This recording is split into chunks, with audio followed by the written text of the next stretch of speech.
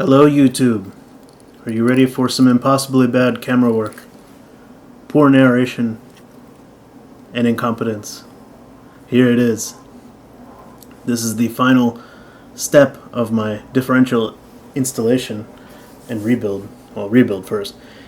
So the few things I had left here after we left off is I have to put the speed sensor back in, which is pretty self-explanatory. The oil is retained with an O-ring. And then these drive flanges. These are held in with a snap ring you have to replace. I already replaced the snap rings. And now I'm trying to drive in the flange, and the left side went in pretty easily and the right side's giving me problems. So you see I decided to open the drain plug first, and then I got back to this, and now eventually I give up here and just use some persuasion. There's the persuasion. So check to make sure it still spins. Fill it with oil. Probably should do this in the car, but you know it takes 1.7 liters. So if you put in 1.5 bottles, just over 1.5 bottles, and I'm probably over 1.5 bottles there. But I used a bunch to soak the clutches, the friction discs. I guess you'd call them clutches, inside the limited slip unit itself. So we get it filled up.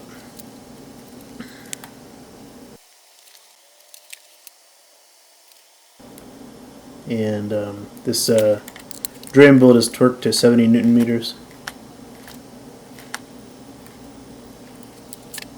And then we're good to go.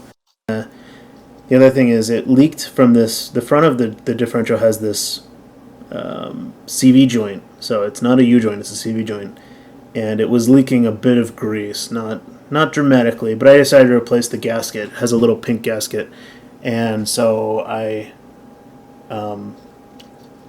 decided to clean it. So I cleaned out a lot of the existing grease, pretty much whatever I could reach, kind of like a ghetto CV rebuild, because you know all the old grease is still in there. But I figured I'd clean it off the flange, put the new gasket on, and then fill it up with some new CV grease, just to the extent of what I removed, and call it a day. I figure that'll probably be fine.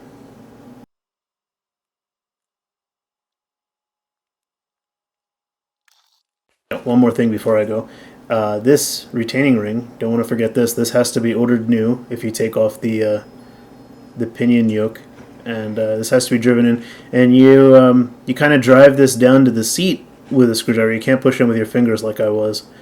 You use a screwdriver to bottom it out, and then you deform it so that it fills those little half moon cutouts. That way it can't come out, because it's it's kind of got some teeth action up into that hole, and then it can't spin because of those half moon cutouts.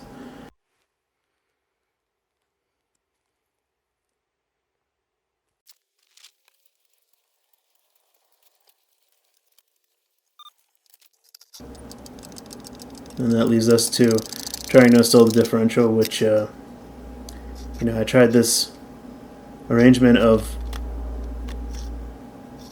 these plastic tubs on top of a lift table, and I just wasn't able to, between the camera and the tubs, to get any access. And here's where the really horrible camera work starts, and I apologize for that. I'm new at this, and that's that. And I eventually switched to lifting it up myself.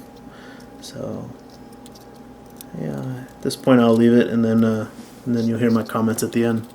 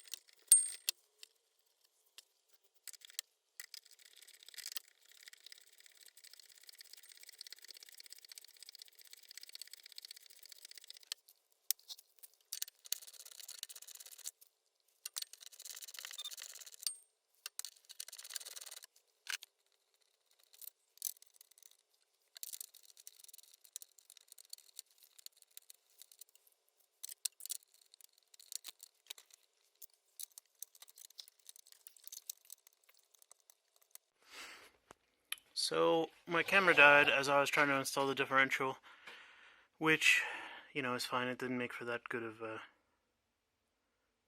a video, and I can also talk about everything now that it's done. So, getting it in. I first tried to use that lift table and tub arrangement, which you saw was ridiculous, and eventually I just decided to try to put it in by hand, and that worked fine, other than a sore shoulder. Once it's in, you have to tighten these two bolts, and you saw I fought with them because one of them, this hole was something was messed up before when I had the diff out last time, and I ended up having to put a thread chaser in there. So I know some of the threads are mangled, and basically this bolt I was trying to put in here, and it wouldn't go. So what I did was, you know, I got the diff jacked up a little bit, got the front bolt in first, which is from over here, and then took this bolt out, put it in here, and then once I had those two, and I jacked it up till these aligned, and you know, you can kind of lift it by hand, but using a jack and a long piece of wood, since we're on a lift, is better because, you know, you can do a fine precision adjustment. And once it's in place, these are tightened. This is 47 foot-pounds. This one's like 77. Don't quote me on those numbers. I'm not exactly sure. These Torx bolts are 100 on both the drive shaft, 100 Newton meters. These are 80 Newton meters because these are the ribbed bolts. So you have to refer to the manual because every single car is different. So because this is the E36 M3, you can pretty well depend on it having the best of everything, or the thickest or the highest torques. Not in every case, but in most of the cases that are listed. So, and again, over here 100 Newton meters, and it looks like we have a CV boot leaking possibly. Not 100% sure if that's because of that or just because it was compressed and it seeped out while it was out. And this is after a test drive. I did 20 miles on it, and it looks like maybe that's seeping. Maybe. We'll find out. My exhaust needed a new bolt, so that's a Lowe's special.